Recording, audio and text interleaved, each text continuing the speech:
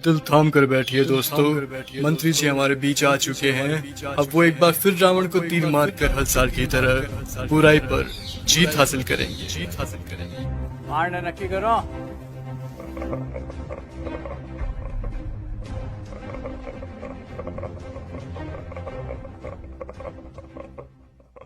तू मारेगा मुझे? तुम सब यहाँ मुझे मारने इकट्ठे हुए हो? अरे तुम्हारा खुद का कोई ईमान धर्म नहीं है, तुम मारोगे मुझे? और एक बात बता, पिछले साल तो कोई और आया था मारने मुझे, इस बार वो नहीं आया? वो लाल साल वादा पूरा को नहीं करिया सा तो हम की मैं आया हूँ सा। तुम सब अंदर से एक जैसे के जैसे हो।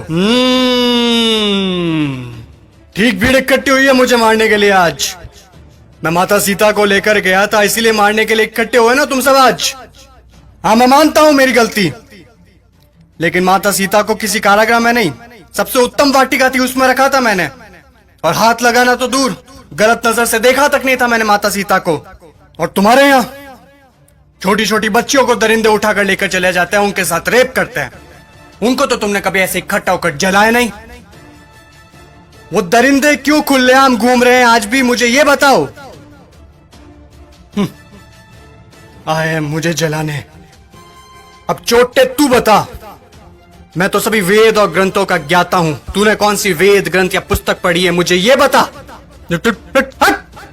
पांचवी फेल मेरे समक्ष बोलेगा तू? चुपचाप खड़ा रह तू।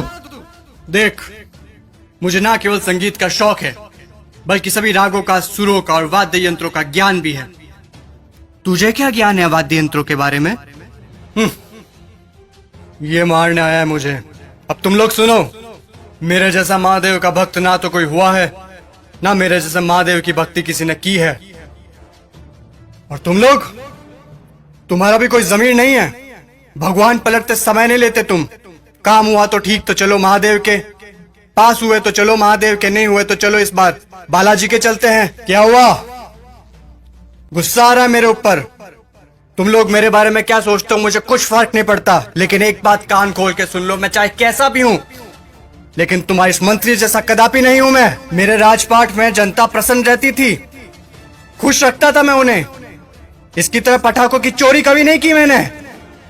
बोलूं, बता दूं सभी को, ये दुष्ट, ये तुम्हारा मंत्री दुष्ट एक नंबर का, ये कागजों में लिखता है कि रावण दहन के लिए 50 पेटी पटाखों के लगे, और लगा था 5 भी नहीं है। ये सब इसके घर पे जा रहे हैं। और तुम लोग क्या कहते हो? बुराई पर अच्छाई की जीत। कहां हुई, कहां हुई बुराई पर अच्छाई की जीत?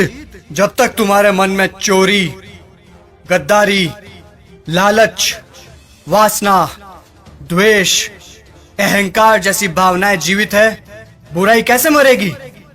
बुराई मर ही नहीं सकती। तुम लोग मुझे खत्म करने आए हो ना?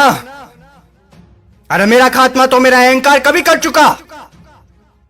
अब अगर मारना है, जलाना है, तो अपने अंदर छुपे रावण को जला, उसको मारो। सच्चाई और अच्छाई को अपना लो, बुराई अपने आप खत्म हो जाएगी।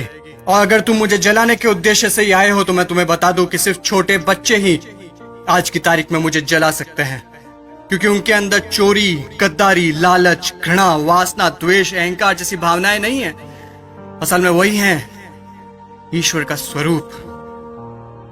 ए लड़के, लगा दे आग, फिर से जला दे। अगले साल फिर आऊंगा मैं जलने के लिए, लेकिन अगले साल मैं देखूंगा कि आप लोगों ने अपने अंदर के रावण जलाए या नहीं। खुश हैं अभी आप सब? एक बार फिर से आपका रावण जल रहा है।